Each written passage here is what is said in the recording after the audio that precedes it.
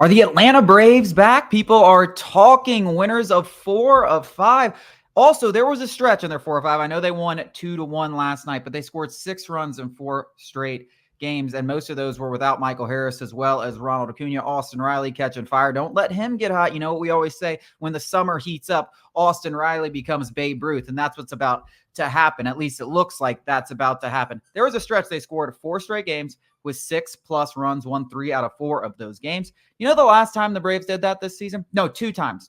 Back-to-back 6 runs games. When do you think the last time they did that? First few series. April 15th, 16th was the last time they went back-to-back games and scored 6 runs against the Houston Astros. They haven't done it 4 straight times all season. They did it 3 straight times that time.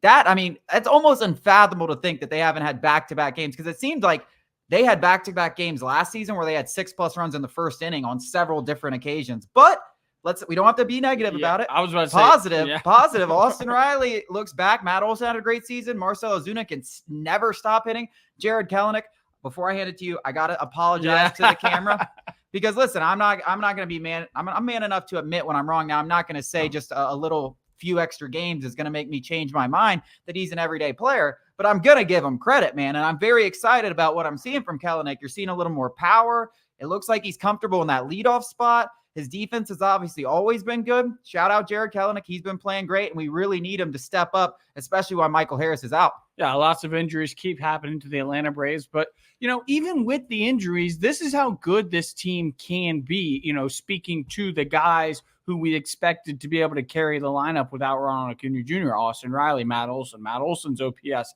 is now creeping up there where we'd like to see it. Austin Riley has obviously had, I think, dating back to Friday, an unbelievable stretch of baseball here. And we're all very well aware that Austin Riley can go a month slugging 600 easily. And he can put the whole team on his back offensively. So that's great to see.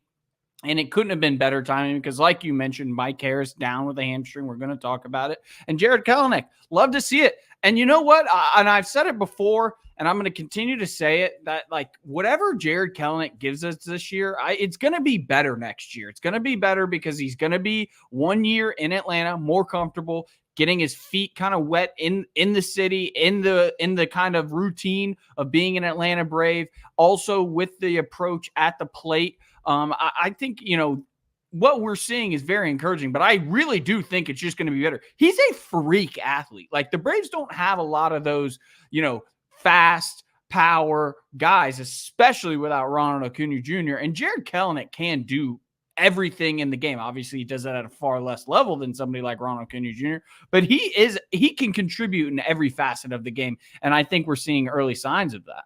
Yeah, I'm high on him. I'm high on Jarred Kelenic. He's just a freak. There's definitely something to be said. It seems like he has the right attitude. It seems like he fits in the clubhouse well. It seems like, all those things that the Mariners kind of seemingly didn't like or whatever, plagued him in the past from an emotional standpoint and the mental aspect of the game and a maturity aspect. It seems like he's taken huge strides, which I think is really going to be the difference in this guy, fulfilling that potential that everyone thought he had when he was the 6th overall pick in the draft. I'm not going to go crazy about it. I'm still I'm hesitant. He's going to go through another slump. It's inevitable. He's a streaky player. He's been a streaky player. But I think I think a lot of Braves fans are going to come around to him as the season progresses. And I'm telling you, I may have to mark this somewhere in my calendar or bookmark it on the YouTube, wherever you're watching it. We're going to be sitting here this time next year and talking about Jarred Kelenic being an actual piece of this baseball team, not just one of those supplementary, complimentary guys. Yeah, I genuinely hope that's the case. And from the outset of Jarred Kelenic becoming a member of this team, I really like the addition. I really like the upside.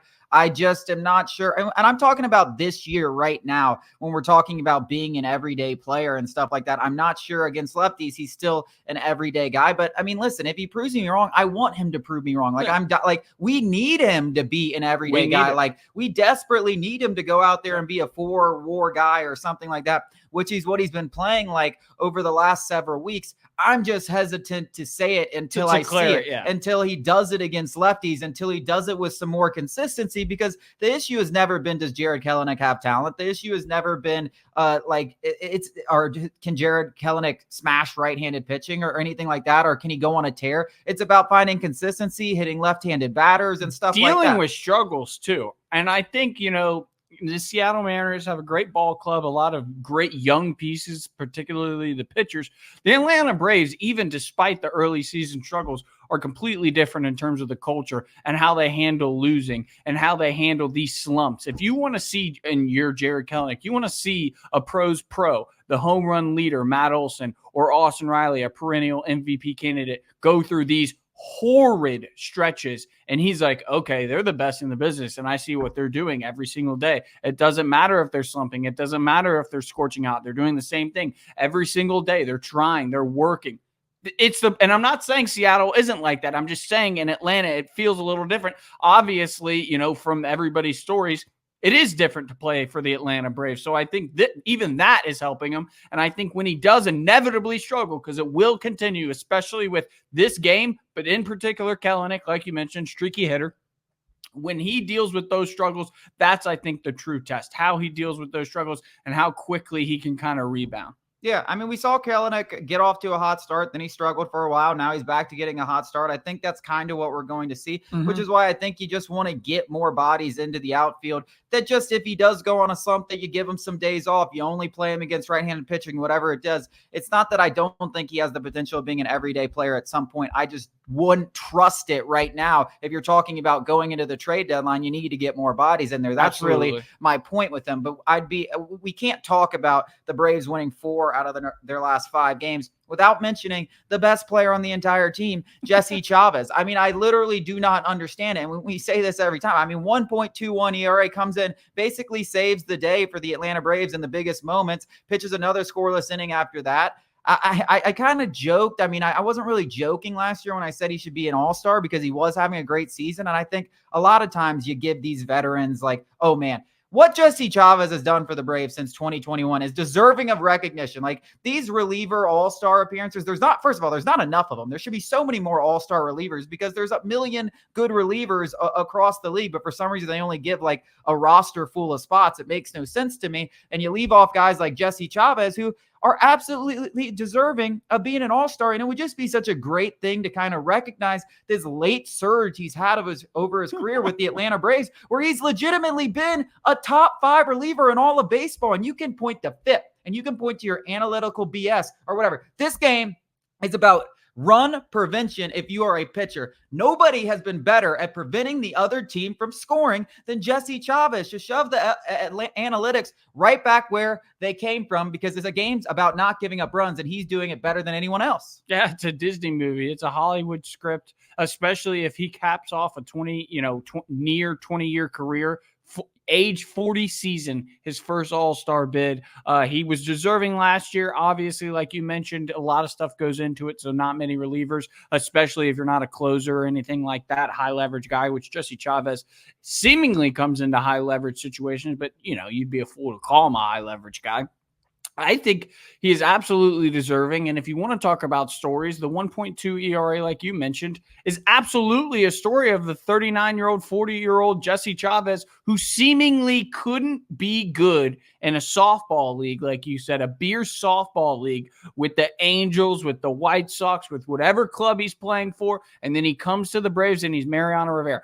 I don't understand it. I bet Jesse Chavez himself doesn't understand it. Alex Anthopoulos has to not understand it, or he wouldn't keep letting Chavez walk out the door. Maybe he just knows. It's like that gravity thing that every 2 objects always just find themselves. That's kind of what Jesse Chavez is in the Atlanta Braves. It's a story. It's a story that is unexplainable. If you were talking to another alien race and you told them about this Jesse Chavez guy, they'd be like, that doesn't make any sense. You're making this up. And it's true, because it literally doesn't make any sense. He's a bad reliever for the past 5 years with every other team other than the Atlanta Braves. Yeah. I mean, bad. I don't know whether you give Alex Anthopoulos credit for the Jesse Chavez thing or kind of diss him because he keeps trading him just away keeps letting and him go. releasing him, and he just always works his way back to Atlanta. And it almost seems like it's inevitable. It's inevitable that he's going to do this. But I think he deserves credit for all the work that he's done over the last several years. It'd be nice if he could somehow be recognized, especially if he keeps lowering that ERA. After the break, we got more Braves, a ton more Braves to talk about. Herschel Waldrop, injury, his last start, Michael Harris, injury, and Ian Anderson coming back.